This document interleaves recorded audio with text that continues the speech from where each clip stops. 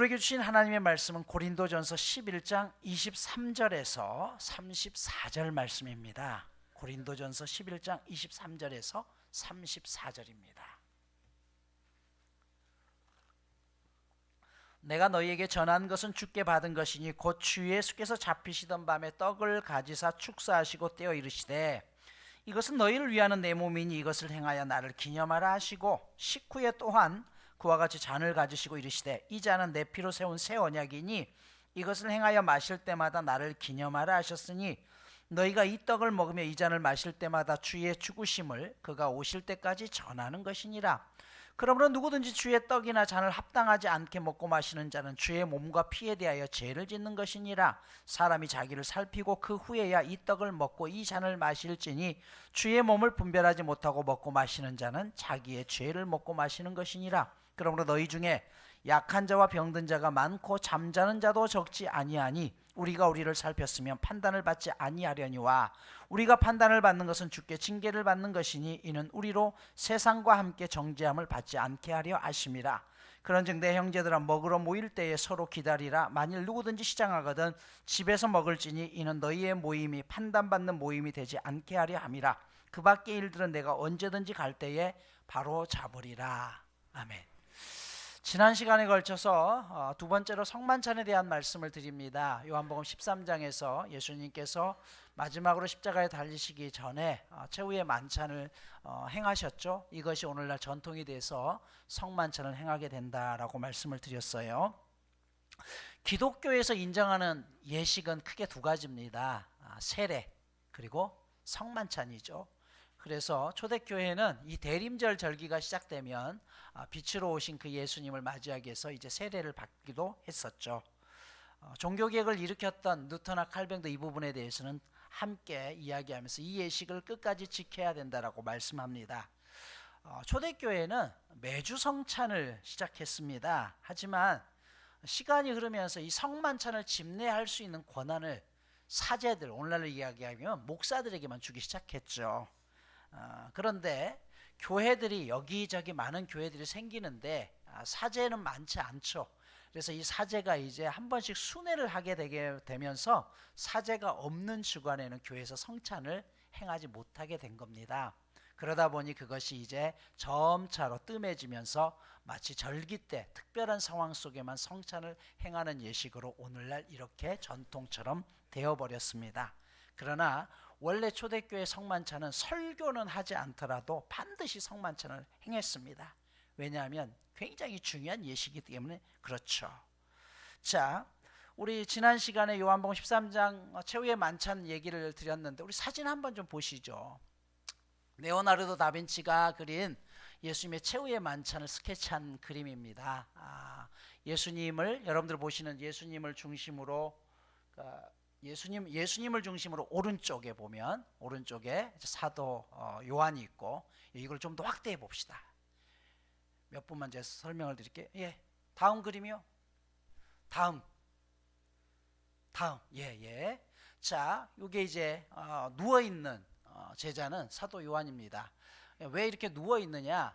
여러분 이스라엘 백성들은 지금도 6월절 만찬이라 그러면 누워서 식사를 하기도 합니다. 그 이유는 6월절이라는 절기가 노예에서 해방됐잖아요. 노예는 서서 밥을 먹어요.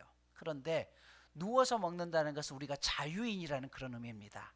그래서 실제로 다른 그림들을 보면 아예 그냥 비스듬히 누워서 식사를 하는 경우도 있어요. 이제 우리는 정말 자유인이라는 그런 뜻이죠.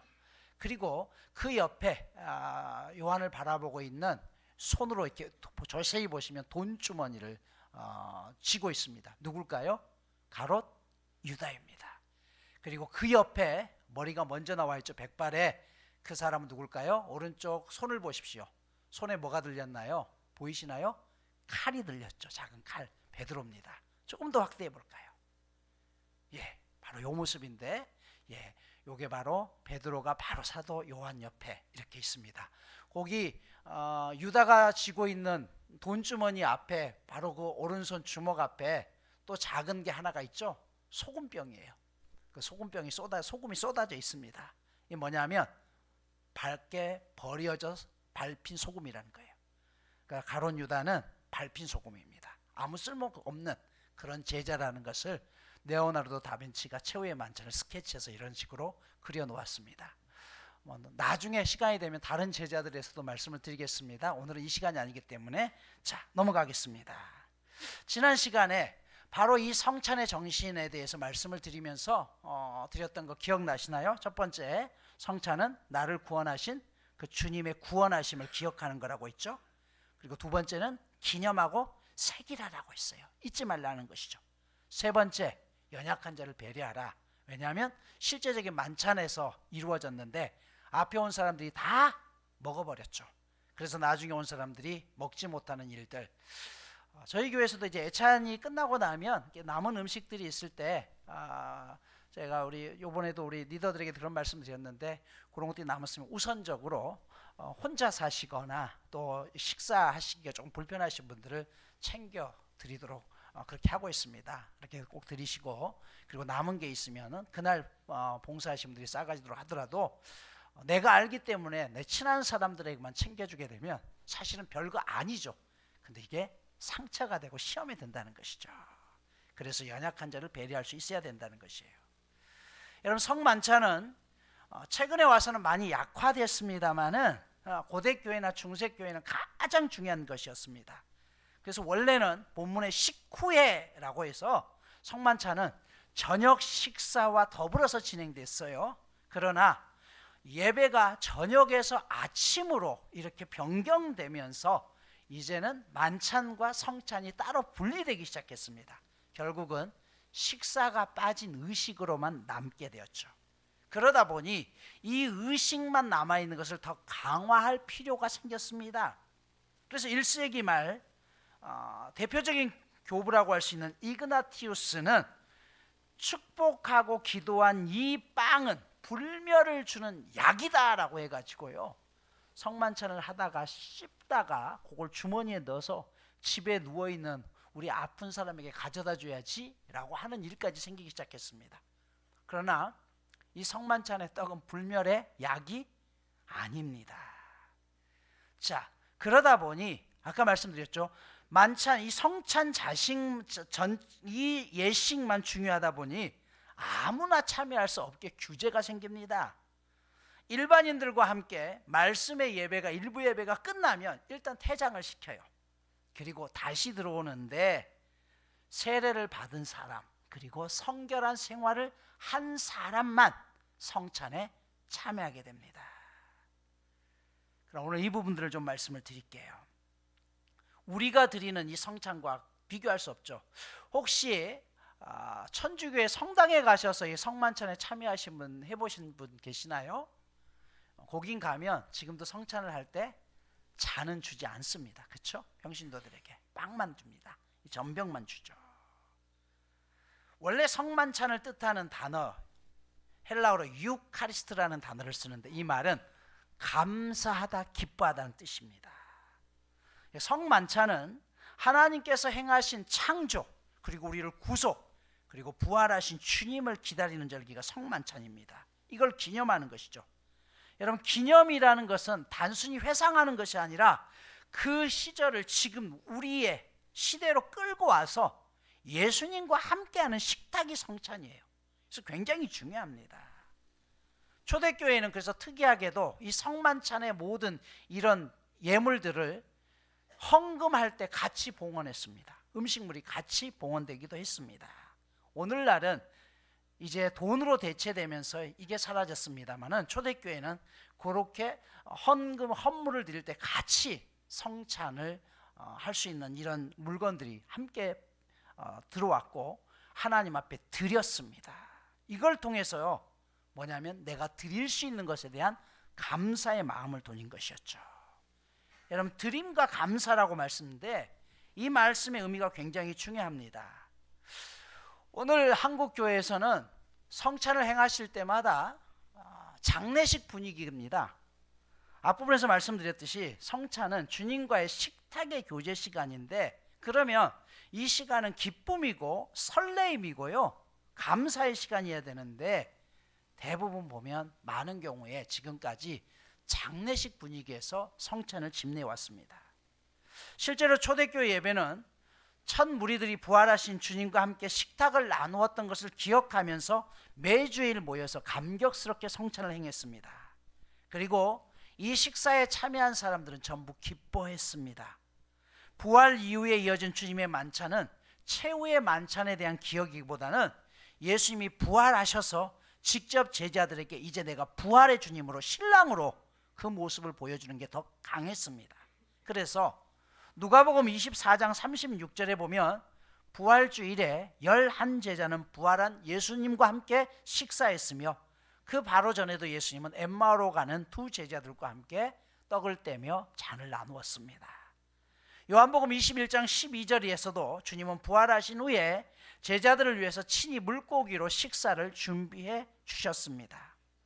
이러한 내용들을 종합해 보면 초대교회의 이 기독교의 주님의 만찬의 의식은 부활하신 그리스도가 부활하신 부활주일에 제자들의 식사에 나타났던 일과 더불어 관련이 있습니다. 그래서 이 성찬식 분위기는 끝난 줄 알았던 그 예수님의 죽음이 이제 부활로 다시 바뀌어지는 굉장히 중요한 예식입니다. 그런데 한국교회는 성만찬의 분위기가 고난 쪽에 초점이 맞춰져 있어서 마치 장례식 분위기가 같이 그렇게 성찬을 해왔습니다. 오늘날 가장 초대교회 예식을 많이 간직하고 있는 종교는 러시아를 비롯한 동방종교라는 곳입니다. 초대교회에서 매 주일마다 성찬을 행했지만 성찬을 하지 않는 주가 딱 한 주 있었습니다. 언제였냐? 고난주간입니다. 그리고 이 고난주간에는 할렐루야로 시작되는 찬송 자체를 금했습니다. 왜냐하면 예수님이 죽으신 그 주간이기 때문에 하나님을 찬양할 수는 없다는 것이죠. 로마 가톨릭, 성공회, 루터교, 정교회 등 예전 정심의 교회는 지금도 이 흐름을 그대로 따르고 있습니다. 그런데 유독 한국교회만 고난주간에 성찬을 강조하는 것이 종종 있습니다. 그러다 보니 자연스럽게 행해지는 관습 중에 하나가 빵과 포도주를 준비하고 이 위에 보자기를, 흰색 보자기를 다시 뒤집어 씌우죠. 이건 역시 한국교회만 유일하게 내려온 전통입니다. 이건 제 얘기가 아니고요, 기독교 학자들의 수많은 교회들을 돌아다니면서 실제로 검사하고 토대로 했던 것입니다. 학자들은 그 이유를 사순절 기간 동안 교회는 특별 새벽기도, 사순절 특별 새벽기도는 이런 고난 쪽에 중점이 맞춰져 있고 그 새벽기도를 쭉 이어오면서 마치 고난주간의 클라이막스로 성찬을 해가고자 했던 그런 관습 때문일 것이다 라고 이야기를 합니다. 이후에 어찌되었든 외국의 경우에는 성만찬을 할 때 보자기를 씌우지 않습니다. 보자기는 오직 장례식장에서만 덮습니다. 또한 흰색 장갑도 착용하지 않습니다. 흰색 장갑 역시 성경과는 전혀 관련이 없습니다. 개화기에 일본 유학을 갔던 유생들이 일본에 여러 가지 공식 행사를 하고 신사참배를 하거나 그런 행사에 갔더니 VIP들에게 제공되는 흰색 장갑을 끼고 있는 것을 보고 이게 좋다라고 해서 우리나라 문화로 가지고 온 게 바로 장갑을 끼는 것이에요. 이건 역시 전 세계에서 한국이 유일합니다. 왜냐하면 식사라고 했잖아요. 실제적인 식사 시간입니다. 그렇기 때문에 여러분들이 오늘 예배를 끝나고 점심 식사를 하시면서 장갑을 낀 채로 숟가락, 젓가락질 하시는 분들은 없죠. 대신 어떻게 해요? 손을 깨끗이 씻는 것입니다. 물론 옛날에 우리 어르신들은 노동으로 인해서 손이 거칠어졌고 더러워졌기 때문에 그걸 커버하기 위한 이유다라고도 이야기를 합니다. 그러나 우리가 정확하게 이 부분에 대해서는 알고 넘어가야 될 필요는 있습니다. 자, 그럼에도 불구하고 여전히 이와 같은 그 관습들을 버리지 못하는 이유가 무엇일까요? 몇 년 전에 서울의 연동교회에서 각 교회의 신학자들이 전부 모여서 이 부분에 대한 세미나를 개최한 적이 있습니다. 그런데 이런 부분들을 다 얘기했음에도 불구하고 가장 난감해하는 부분들이 실제적인 일들이 뭐냐면 교회 안에서 당회에 가서 이것을 요청했을 때 당회에서 허락하지 않는다는 것이에요. 이게 가장 바꾸기 어려운 이유다라고 목회자들이 공통으로 말씀하시는 걸 들었습니다. 오늘 본문 이 말씀에 23절은 분명히 이렇게 얘기하죠. 내가 너희에게 전한 것은 내 것이 아니라 주님께 받은 것이다. 바울은 교회에서 행하는 이 예식 성찬은 우리 마음대로 하는 것이 아니라 예수님께서 정하신 걸 그대로 따르겠다라고 분명하게 밝히고 있습니다. 그래서 여러분, 이 성만찬에 참여하는 사람들의 본질적인 특징은 식사에 참여하는 사람들이 충만한 기쁨이 넘쳤다는 것이에요. 여러분들이 식사를 할 때마다 밥상에서 울고 있다고 생각해 보십시오. 자, 그러면 왜 성만찬에 빵과 포도주가 사용되었느냐, 이 부분에 대한 말씀을 드리겠습니다. 빵은 신구약 성경에서 모두 인간의 생명을 유지하는 것에 초점이 맞춰져 있습니다. 광야의 만나, 그리고 성막의 진설병, 오병이의 사건, 이 모든 것의 의미는 생명입니다. 따라서 성만찬에서 사용되는 빵은 그 모양이나 맛이 평상시에 먹는 그들과 똑같은 것이에요. 우리는 주식이 빵이 아니죠. 밥입니다. 그러나 이스라엘 사람들은 똑같은 빵으로 그것을 가지고서 성만찬에 행했다는 것이에요. 그런 의미에서 우리가 밥을 가지고 지금 성찬을 하지 않고 빵을 가지고 성찬을 하게 되면, 그러면 집례자가 앞에서 나누는 빵하고 여러분들이 나누는 빵은 같은 빵이 되는 게 더 합당한 모습이라고 말씀드릴 수 있습니다. 그런데도 여전히 앞에서 집례하는 빵과 회중들에게 주어지는 빵들이 좀 다르죠. 카스테라를 깍둑 썰기해서 나누기도 하고 그것도 실어서 전병을 드리기도 합니다. 그렇다 보면 목사님이 앞에서 나누는 이것은 주님의 몸이라는 그 몸과 여러분들이 드시는 몸은 다른 몸이 되는 것이냐라는 질문들이 던져질 수 있다는 것이에요. 보여지는 것도 매우 중요하다는 것입니다. 또한 포도주의 의미는 가장 중요한 건 첫 번째 뭐예요? 예수님의 피 흘림 사건입니다. 십자가에서 우리를 위해서 죽으신 피 흘림, 또 하나의 의미가 있습니다. 포도주는 이스라엘의 결혼 풍습은요, 남자가 여성에게 청혼을 할 때 그 여성에게 포도주를 한 잔 앞에 둡니다. 당신이 나의 청혼을 받아들이신다면 이 포도주를 마심을 통해서 나의 청혼을 허락하는 것이고, 이렇게 되면 이때가 결혼하기 전에 정혼이라는 단계가 되는 거예요. 우리나라로 얘기하면 약혼과 같은 것이죠. 그러면 신랑은 그때부터 신부와 함께 살 새로운 집을 구하러 가는 것입니다. 그래서 예수님께서 성찬을 행하고 난 다음에 십자가에 죽으시면서 죽기 전에 뭐라고 했어요? 내가 너희를 위해서 거처를 예비하러 간다라고 말씀하셨던 게 바로 이것이에요. 다시 말해서 오늘 여러분들이 성찬식을 하면서 포도주를 드신다는 것은 예수님께서 우리를 향해서 너가 나의 신부가 되기를 원하느냐라는 걸 묻는 것이죠. 그래서 이 포도주를 마신다는 것은 주님, 제가 주님의 초청에 응하겠습니다. 그래서 제가 평생 주님의 거룩한 신부로 정조를 지키며 살겠습니다라는 것이에요. 그러면 여러분, 그렇게 결정이 되면 누가복음 15장에 보면요, 잃어버린 이야기가 세 가지가 나오는데 두 번째 이야기가 10개의 은전 이야기가 나옵니다. 10드라크마 중에서 한 개의 드라크마를 잃어버리자 온 방안을 구석구석 뒤지면서 빗자루로 쓸어내면서 그 은전을 찾았어요. 이게 돈의 가치가 중요한 게 아니라 이 은전의 의미는 무엇이냐면, 바로 신랑 될 사람이 이제 신부에게 거처를 준비하러 가면서 내가 생각날 때마다 나를 잊지 말고 가지고 있으라고 주었던 기념품인 것이에요. 그걸 볼 때마다 신랑이 오실 것을 기대하며 기다리라는 것이죠. 그래서 이거는 그 은전의 가치보다 더 중요한 게 의미가 중요하기 때문에 잃어버렸던 한 개의 은전을 찾기 위해서 온 집안을 다 구석구석 뒤졌던 것입니다. 여러분, 마찬가지로 우리가 오늘 성찬에 참여한다는 것은 단순히 하나의 예식으로 끝나는 것이 아니라 주님이 나를 위해서 친히 베푸신 그 식탁의 자리에서 포도주를 마심을 통해서 내가 주님의 영원한 신부로 변치 않는 정조를 지키겠습니다는 결단인 것이에요. 하나님, 내 믿음이 변치 않고 끝까지 주님 오실 그때까지 믿음 안에 서겠습니다라는 결단인 것이죠. 그래서 오늘 떡과 포도주를 마시는 것입니다. 다음으로 그러면 이 예식에 참여할 수 있는 대상자는 누굴까요? 과거 대한예수교 장로회 통합 측 저희 교단에서는 만 15세 미만의 어린이들에게는 성찬이 허락되지 않았습니다. 왜냐하면 그 의미를 제대로 알지 못한 채 성찬을 하면 안 된다라는 게 강했기 때문이죠.